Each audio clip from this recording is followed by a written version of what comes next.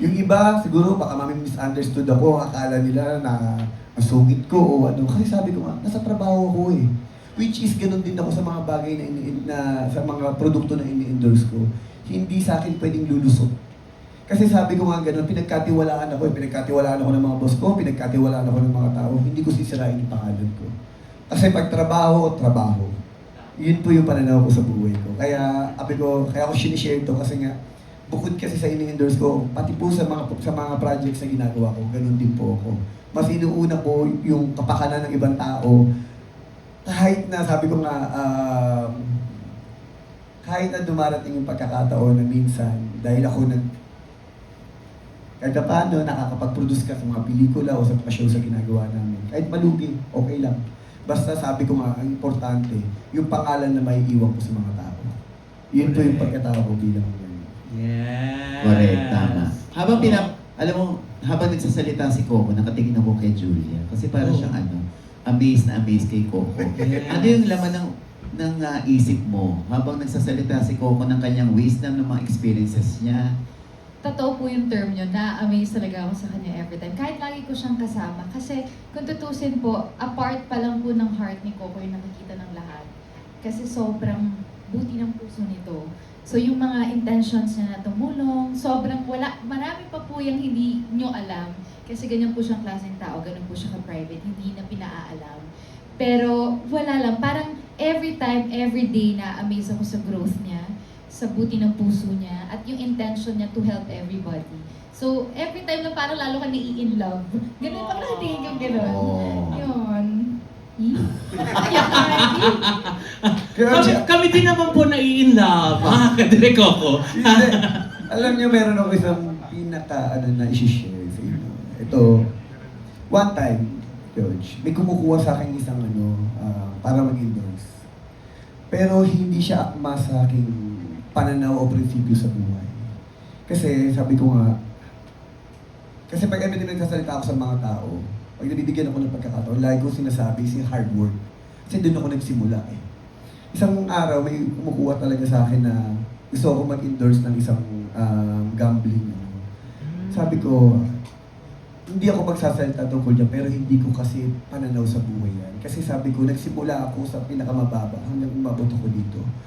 Hindi ko inaano ang buhay ko sa swerte o sa sugal na baka jumakpat o ano.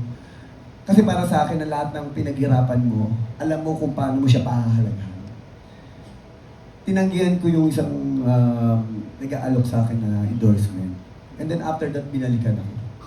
Hindi ko akalain sa talagang buhay ko na o-opera na ako ng ganung kalaking halaga.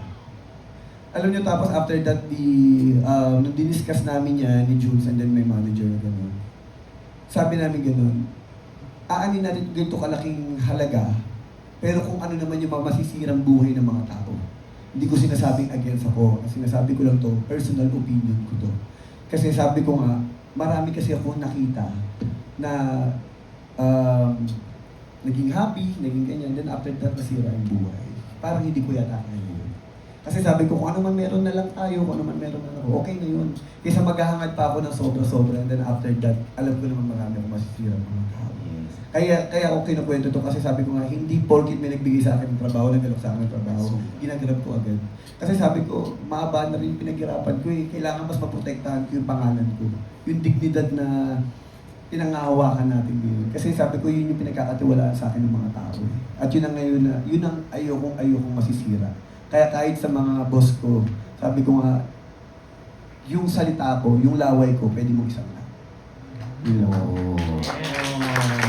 Pero kung paglilinaw lang to, you have nothing against dun sa mga artista na nag-endorse. Ay, hindi po. Kasi may kanya-kanya tayong kanya-kanya tayong buhay, kanya-kanya tayong paniniwala. Ako kinukwento ko, sinishare ko lang po yung karanasan ko.